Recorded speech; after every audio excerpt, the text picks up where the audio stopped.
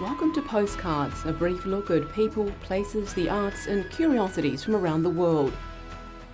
On today's program, all the colour from the Henley Royal Regatta. Semi-tropical plants thriving on the Isle of Wight. Anglers the world over tackle the king of fish in the queen of salmon rivers. Showcasing the latest innovative creations by young designers. And finally, a curious alternative for high-altitude training. First up, this was how it was done in Roman Britain. In fact, this was the sort of activity you would have seen on the streets of London in the year 100. Using tools and materials only available to the Romans, these modern-day artisans are recreating a slice of life on High Street Londinium for a new exhibition at the Museum of London. The museum plans to reconstruct to detailed Roman specifications buildings which originally stood at what is now number 1 Poultry Street, part of the museum's excavations before the City of London site was redeveloped. Via Decumana was the main road of the then Roman metropolis, but if you think it was all stone buildings and toga-clad locals tripping off to mosaic-lined baths, think again. In its early years, it would have been a bit like a Wild West town, with foreign traders and merchants coming in to sell their produce, and native Britons coming to the towns to make their fortunes. Buildings would have been clay and timber, their floors would have been just earth, and the roads would have been gravel, hastily made by the army. Ecce Lucerna, the Latin for oil lamp. The Fortis brand was a household name in the Roman provinces. Marked on the base of the lamp and backwards in the mould, Fortis was a lamp maker from Mutina in Gaul, today's Provence. Towards the end of the 1st century, his factory's lamps were so popular they were copied by other potters across the Roman Empire.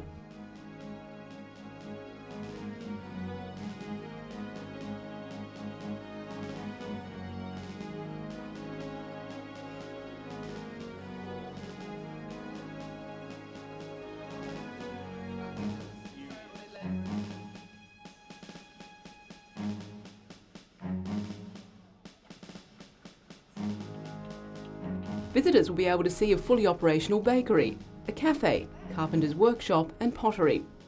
A Roman recipe that has survived to today is being followed to make this cheesecake. The ingredients are familiar: eggs, flour, cheese and a handful of raisins. Cooked on coals in a clay oven, the Roman version of this sweet treat would have differed only in texture. Less refined flour would have made for a coarser cake. Roman London was founded in about 50 CE on a greenfield site. Unlike Colchester and St Albans, it wasn't Roman expansion of an existing Iron Age town. Visitors will soon be able to stroll its reconstructed streets.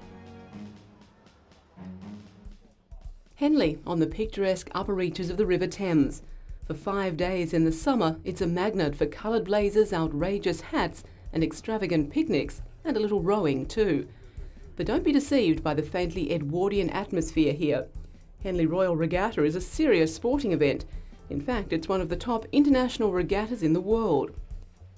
Rowers of all ages, from schoolboys to Olympic champions, compete here for an array of cups and medals.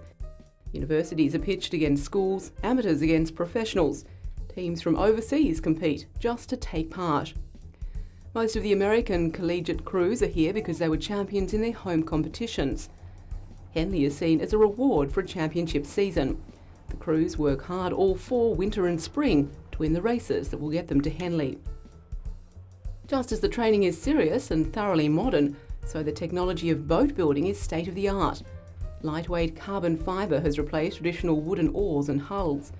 Rowers are constantly searching for the perfect combination of shape and material to give them a winning edge, but it's only an edge. Andy Card, coach of the Yale University lightweight crew, believes the human body is the most complex and the most difficult piece of technology to get right. Former Olympic gold medalist Greg Searle takes time out from his preparations for the Sydney Olympics to christen, in traditional style, a new boat for a London-based amateur rowing club. While rowing is now a professional sport, he thinks Henley will remain firmly an amateur event. Good funding from the lottery has put them in a position where they can now compete on a level playing field. but he thinks anything more would unnecessarily spoil the club. A rather unfashionable view of what motivates top sportsmen and women in this age of big money and performance-enhancing drugs.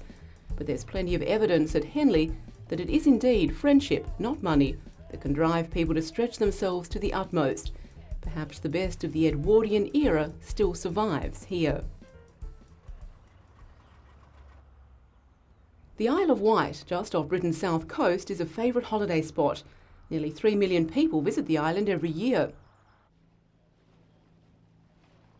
Some are drawn by the action-packed week of world-class yacht racing at Cowes.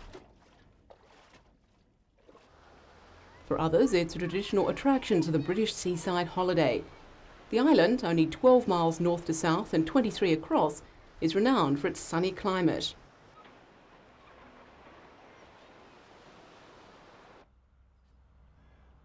At Ventnor, a small town nestling at the southern end of the island, an unusual botanical garden is proving popular with visitors. A quirk of the local climate allows semi-tropical plants to thrive here. The gardens, laid out on the site of a disused hospital, are an important part of the local economy. Visitor attractions such as the Ventnor Botanic Gardens are very important, not only to tourists but to the island's economy. The arrival of 2.7 million tourists creates 1 in 4 of the island's jobs in total. From Easter onwards, visitors have been able to do a lot more than look round the gardens. A new $2.8 million US visitor centre includes a library, study centre and both permanent and temporary exhibitions, and a pleasant place to sit out of the occasional rain. The permanent exhibition describes the history of plant life and its impact on our lives. With its mix of public education, study facilities and its range of plants from distinctly un-British climes, the Botanic Gardens are like a mini version of Kew, the world-famous Botanic Gardens in West London. The gardens include areas of plants from New Zealand, the Americas and the Mediterranean, and themed areas like medicinal and culinary borders. And with their own microclimate, the gardens can stay open to visitors throughout the year.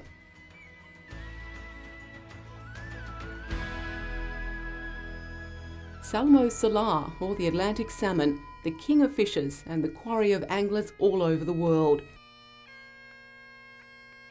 And this is the queen of salmon rivers, the River Tweed on the borders between England and Scotland.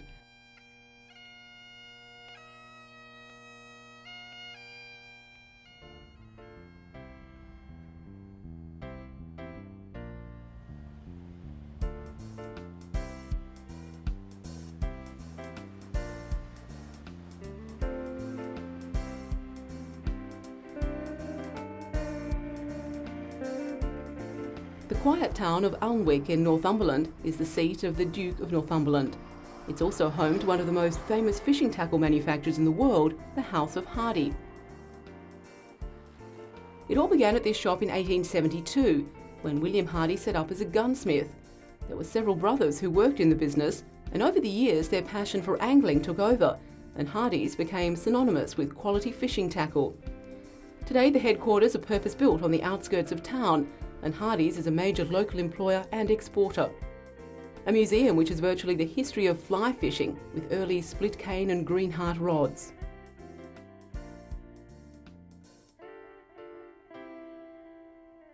Reels including the perfect range have stood the test of time and now fetch good prices at auctions. And the Hardy brothers surrounded themselves with experts including several top fly tyers from Scotland. The art of fly tying was the basis of one of their most famous departments, but cheap imports killed the business. The company has always changed with the times and has a large export trade to the traditional markets of Australia, Canada and South Africa, as well as to most of Europe and the newer markets in the US and South America. In the old days, the fishing tackle was made by hand and was very labour intensive.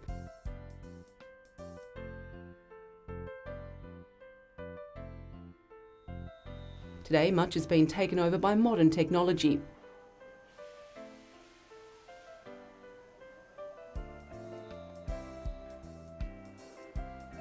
But it's combined with handcrafted skills. Hardy's is the biggest employer in the area, and they have 3 generations of family working here. Rather than bringing in new skilled people, the skills are handed down. And it's this highly skilled workforce which continues to produce world-beating tackle. Carbon fibre rods have revolutionised angling, and a new generation of rods increase accuracy, distance and enjoyment of fly casting. The rod blank is covered in epoxy resin varnish which protects it. Every rod which leaves the factory has a handwritten signature and a number. Catherine Pearson has been signing off the rods for years. The final check to make sure everything is perfect is done by George Tennant. They look to see the reel fits properly, the transfer logo is done correctly, and the rod fits up properly. The finish is checked, and finally they try the action of the rod. For purists and collectors, Hardy still make their traditional split bamboo rods, which predate carbon fibre. The bamboos are imported from China, and the rod is a delight. Bamboo strips are bonded together to form a perfect hexagon. The featherlight instrument is capable of casting a fly like thistledown to the waiting trout.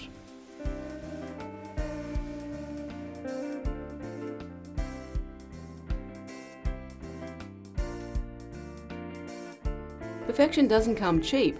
These split bamboo rods retail at about $1,500 US. Reels are also a specialty, and this is the place where new designs are turned into reality. Charlie Norris is the design manager. In early 1990, they introduced the Gold Sovereign.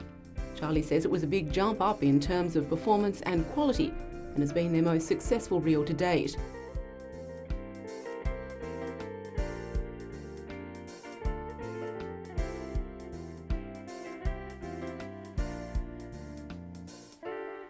Hardy reels are known for their simplicity of design and workmanship. The ultralight sells all over the world, and the Hardy Perfect, which was patented in 1892, is still in production today. There's nothing quite like the distinctive sound of the Hardy reel.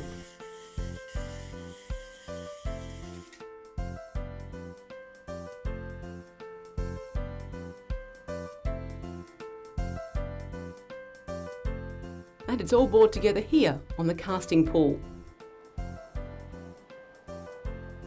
And in earnest on the Tweed. The Junction Pool is probably the most famous salmon pool in the world. In high season, 5 rods pay a total of $33,000 a week to fish it. There's a waiting list. Part of the attraction is you never know what you're going to catch or how big the salmon will be. There's always the chance of landing a once-in-a-lifetime specimen or even more. Gavin Brown, second gilly on the Junction Pool, tells the story of Robert Beattie and his fishing party. After an early morning start and no success, everyone returned to the hut. Beattie went back to the pool in the afternoon and failed to return by 6 p.m. They discovered him at the hotel with a great big smile, standing with a 43-pounder, a 28 and a 29, and to this day he still says he lost a bigger fish. The Tweed is the sort of river which anglers dream about.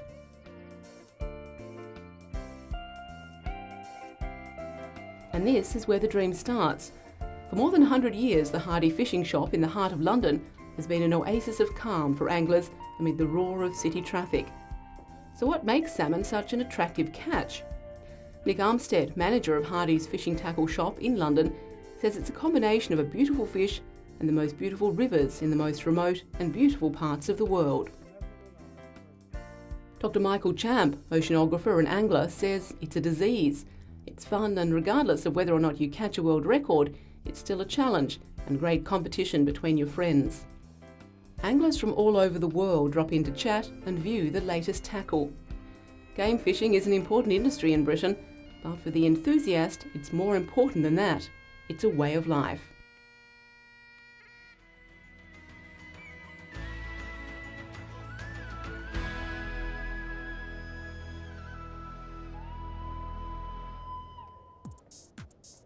Consider for a moment all those gadgets we take for granted that make our lives easier. The mobile phone, the ever-ready umbrella. But somebody somewhere dreamt them up, invented them. And the temptation is to think the inventors were men. Maybe they were, but in Britain, women are being encouraged to show that where necessity is concerned, there are plenty of mothers of invention, and they deserve public recognition. Elizabeth Juniper invented Runaway. It was a relatively simple answer to a very common problem. What to do with a laddered stocking and no time to change into spares. This little bottle is now a must for every busy woman. And how often have we despaired of the dripping teapot? Engineers and scientists have been working on this for a long time, so inventor Dominique Kumar took the solution upon herself as a challenge. And as with most successful inventions, it's really quite simple. The teapot spout shape works in 3 different ways. The innovative step is just this simple groove on the underside of the spout. It's solid. When you start pouring, the spout is being narrowed, so this speeds up the flow, and as it comes out, it doesn't cling to the surface. When you tip back, the barrier on the inside breaks off the flow, so there's no dripping. Drips of a different kind, and just as infuriating when they leave an unsightly stain on the new carpet. Mandy Haberman invented the Anyway Up cup. She explains how it works. There's a little membrane valve which is moulded in just underneath the surface of the spout. So I have a little drink. Liquid flows. Take it upside down. It's completely liquid. It's the very thing that success is made of. 7 million cups have already been sold, and there's no let-up yet.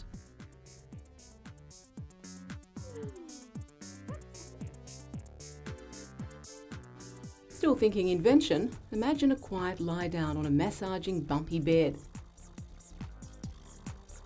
Or if it's something a little more practical you're after, what about these child-proof pots? They're all among the latest innovative creations by Britain's brightest young designers, final year students from the South Bank University in London.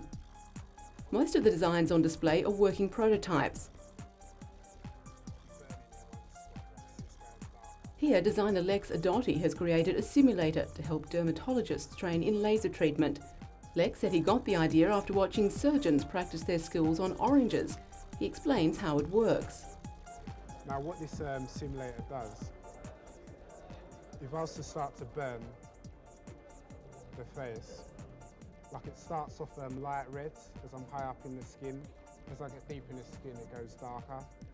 As you can see, it's now starting to go black. This means like I've actually burnt through the skin and I'm in the muscle area.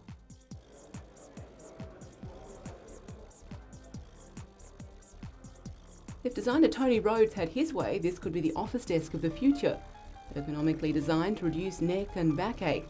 Already he's got a sponsor and manufacturing companies interested in the design. He says, the good thing about it is it reclines as well, which is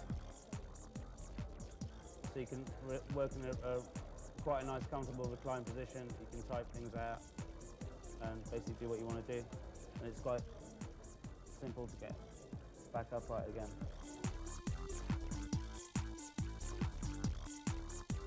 But if that's all a bit too radical for your office, this young designer has other ideas of how to rearrange your workplace.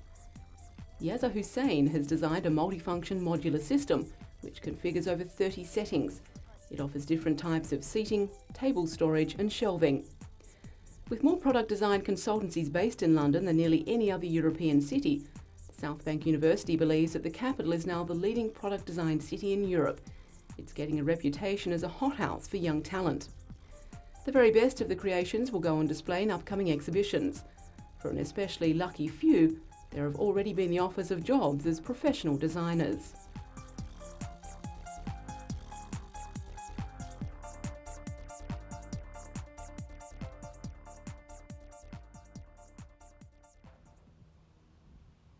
Spencer Duval, training hard for the Olympic Games in Sydney.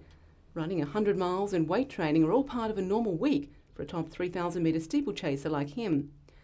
Until recently, spending weeks training in the French Alps was also part of the routine, but now he has found a substitute for altitude training. For 7 months, Spencer has been sleeping in a low-oxygen tent. It's as though Spencer is sleeping up a mountain. The tent isn't sealed, so there's no danger of suffocating. The effect is to make his body produce more red blood cells to transport oxygen to the muscles. For an endurance athlete, more red blood cells means faster running. He's already noticed a difference in his fitness from using the low-oxygen tent. He's lost approximately half a stone or 3 kilograms in weight and is waking up in the morning feeling very fresh, resulting in his running more efficiently.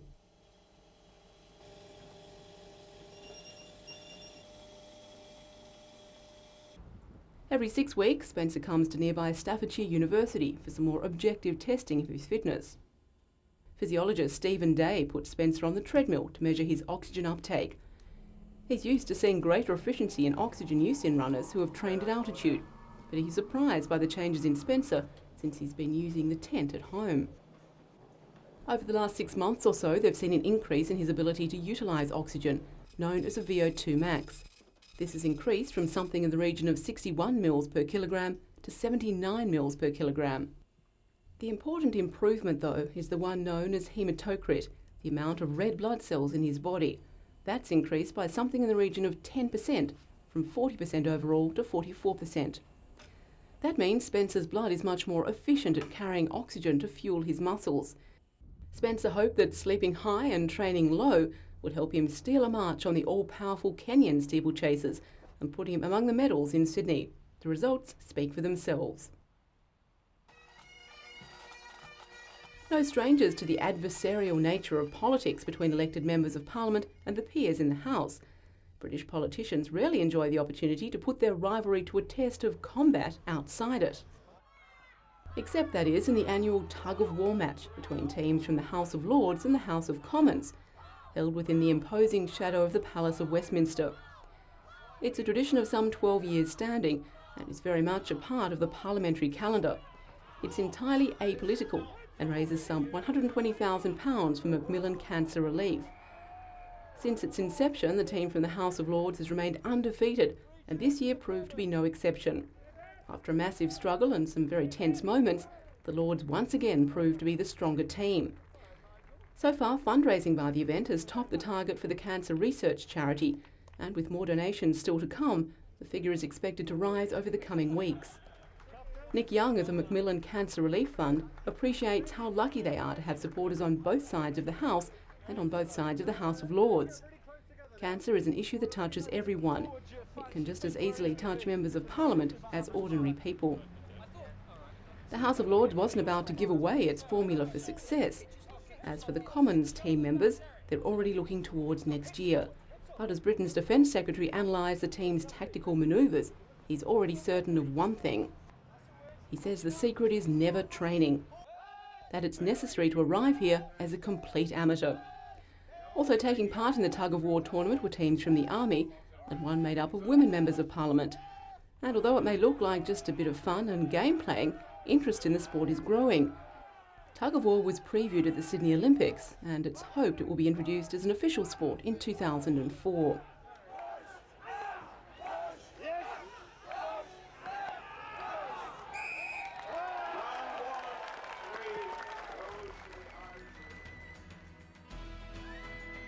And that's all for today. Join us again next time for a postcard look at interesting people, places, the arts and curiosities.